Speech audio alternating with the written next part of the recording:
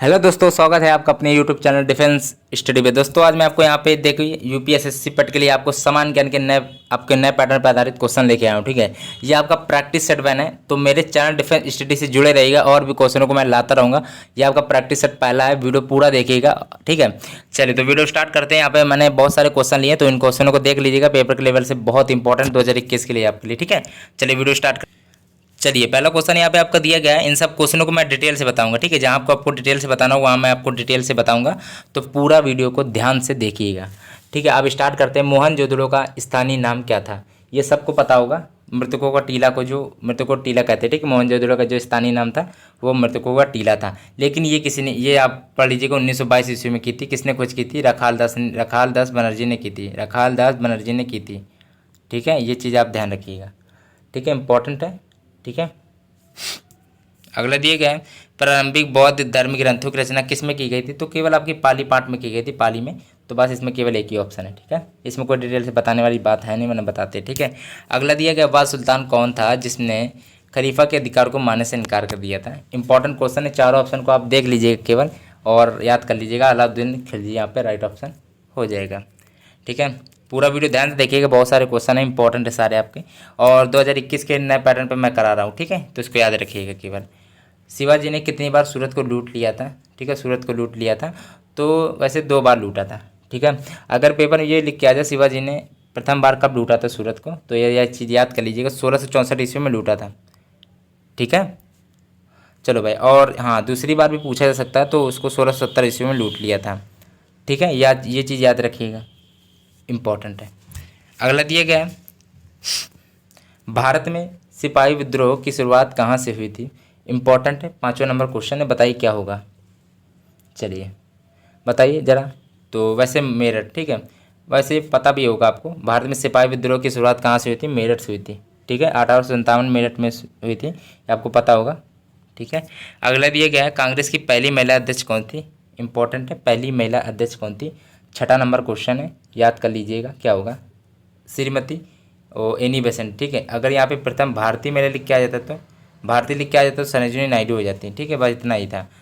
चलो भाई, अगला दिया गया, ये केवल महिला अध्यक्ष है ना, तो श्रीमती एनी बेसेंट हो जाएंगी।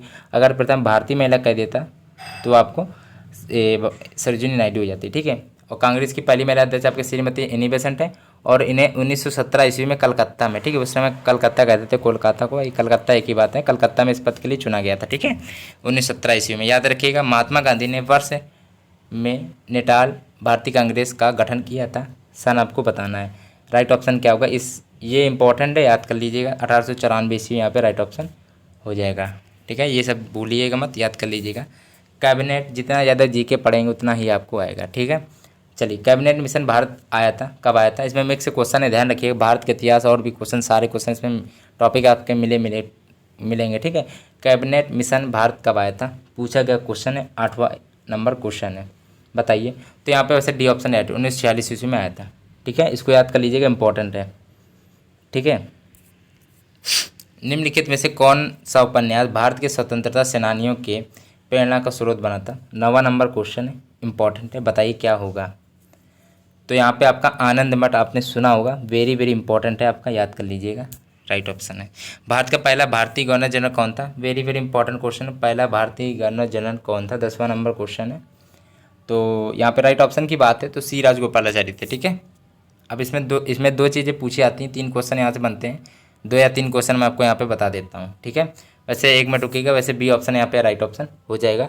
भारत का पहला भारतीय गवर्नर जनरल आपका सी राजगोपालाचारी थे। ठीक है, अब ये पूछ लिया जाता है, आपसे आपको क्वेश्चन पूछ लेते हैं, स्वतंत्र भारत के प्रथम गवर्नर जनरल कौन थे? बताइए। लॉर्ड माउंट बेटन थे, ध्यान रखिएगा, लॉर्ड माउंट बेटन थे। स्वतंत्र भारत के प्रथम गवर्नर जनरल कौन थे? लॉर्ड माउंट बेटन थे।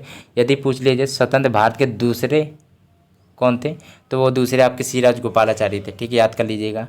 ठीक है, चलो भाई। और ये भारत के पहले तो आपके भारतीय, देखिए भारतीय गवर्नर जनरल लिख के आता है ना, तो सी राजगोपालाचारी हैं। ठीक है, अगर भारतीय लिख के आता है। अगर ये लिख के आता कि स्वतंत्र भारत के प्रथम गवर्नर जनरल कौन थे, स्वतंत्र भारत के प्रथम गवर्नर केवल, तो लॉर्ड माउंटबेटन है। लेकिन प्रथम भारतीय कह दे तो सी राजगोपालाचारी, और दूसरे भी कह दे तो भी ये सी राजगोपालाचारी थे। ठीक है, आपको ये वीडियो थोड़ा पीछे करके देख लेना, ये शायद आपको समझ में आ गया हो। ठीक है, अगर भारतीय का कहे तो सी राजगोपालाचारी, अगर पहला सीधे सीधे ये कह दीजिए कि पहला गवर्नर जनरल कौन था तो लॉर्ड माउंटबेटन थे। ठीक है, और यदि एक क्वेश्चन और दूसरा अगर पूछते कि स्वतंत्र भारत के दूसरे कौन थे गवर्नर जनरल कौन थे, तो आपके सी राजगोपालाचारी थे। ठीक है, याद कर लेना थोड़ा, ये थोड़ा आपको डाउट नहीं होना चाहिए, याद कर लेना अच्छी तरह। कुल क्षेत्रफल के संदर्भ में विश्व के सबसे बड़े देशों में भारत किस स्थान पर है?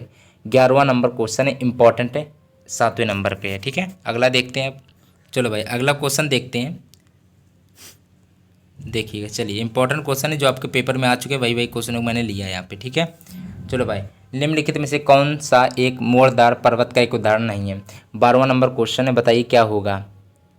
राइट ऑप्शन की बात है तो यहाँ पे अरावली पर्वत यहाँ पे राइट ऑप्शन हो जाएगा। ठीक है, वैसे ये मोड़दार पर्वत होते हैं ये 3, और ये नहीं होता, तो वैसे नहीं पूछा गया था ना, ये चीज़ आप ध्यान रखिएगा, पेपर में जल्दीबाजी मत करिएगा, नहीं लिखा था। ठीक है, हुंड्रो जलप्रपात किस नदी पर स्थित है? 13वां नंबर क्वेश्चन है, इंपॉर्टेंट है, बताइए क्या होगा?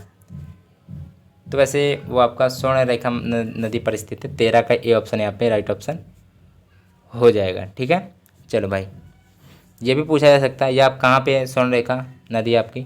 वही आपके झारखंड राज्य में है। ठीक है, रांची के निकट में। चलो भाई, झारखंड की राजधानी रांची है ना, वही के निकट में है। ग्रांड कैनियन किस नदी पर स्थित है? इंपॉर्टेंट है, पढ़ लेना क्या होगा। चलो भाई, तो कोलोरेडो है। ठीक है, ग्रांड इसमें डा आ रहा है ना, इसमें भी डा आ रहा है, तो ऐसे करके पढ़ लेना। ठीक है, चलो भाई, 14 का बी ऑप्शन यहाँ पे राइट ऑप्शन हो जाएगा। 15 नंबर क्वेश्चन दिया गया, निम्नलिखित में से कौन सा देश संसार में यूरेनियम, ठीक है, यूरेनियम का सबसे बड़ा उत्पादक है? 4 ऑप्शन को देख लीजिएगा, आप बताइए क्या हो सकता है। 15 नंबर क्वेश्चन है, तो कजाकिस्तान। ठीक है, याद कर लेना, इंपॉर्टेंट है। ठीक है,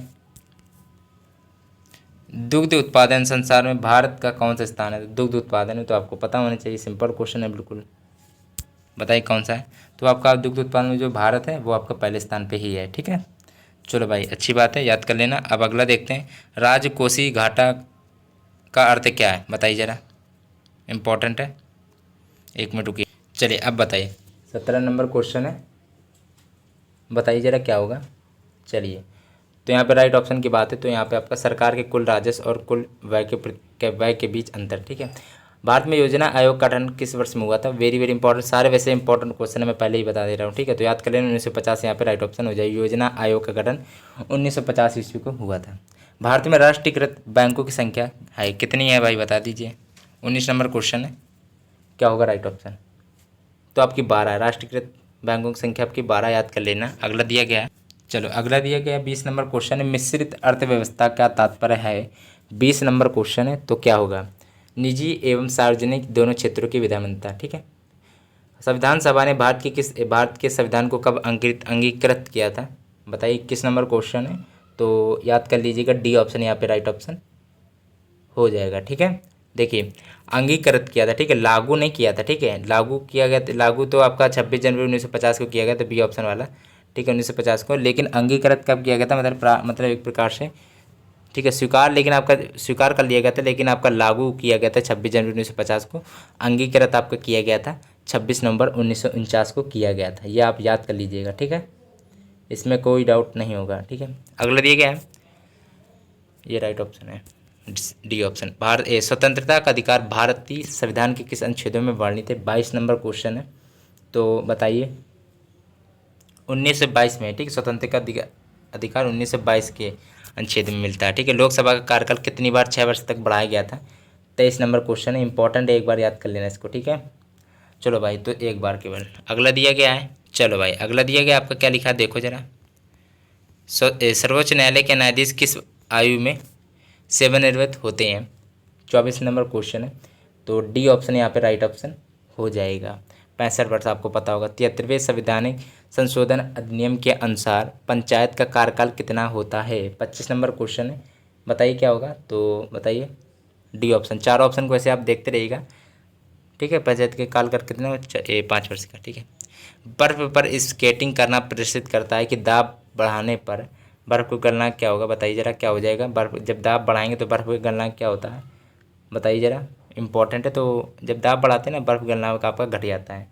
ठीक है, डिक्रीज करता है। निम्नलिखित में से किसने इलेक्ट्रॉन का आविष्कार किया था? तो जे थॉमसन आपके सिंपल है, ठीक है। और प्रोटॉन की किसने की थी? रदरफोर्ड ने की थी। और न्यूट्रॉन की जेम्स चैडविक ने की थी। और इलेक्ट्रॉन का आपका जे थॉमसन ने की थी। ये तो सिंपल था, सी ऑप्शन यहाँ पे राइट ऑप्शन हो जाएगा।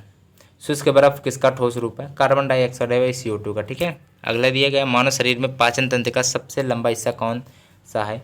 29 नंबर क्वेश्चन है, तो छोटी आंत यहाँ पे राइट ऑप्शन हो जाएगा। अगला दिया गया आपका, लाल रक्त कोशिकाओं के निर्माण के लिए शरीर का कौन सा अंग जिम्मेदार है? 30 नंबर क्वेश्चन है। तो वैसे अस्थि मज्जा है, याद कर लेना, इंपॉर्टेंट है, एक बार देख लेना, ठीक है। लाल रक्त RBC के लिए निर्माण के लिए, ठीक है, शरीर का कौन सा अंग जिम्मेदार, वो अस्थि मज्जा है, ठीक है। आप 1 मिनट रुकिएगा। चलिए भाई, तो ये है कि अभी तक आपने डिफेंस स्टडीज चैनल को नहीं सब्सक्राइब किया है तो प्लीज़ जाके सब्सक्राइब करिएगा।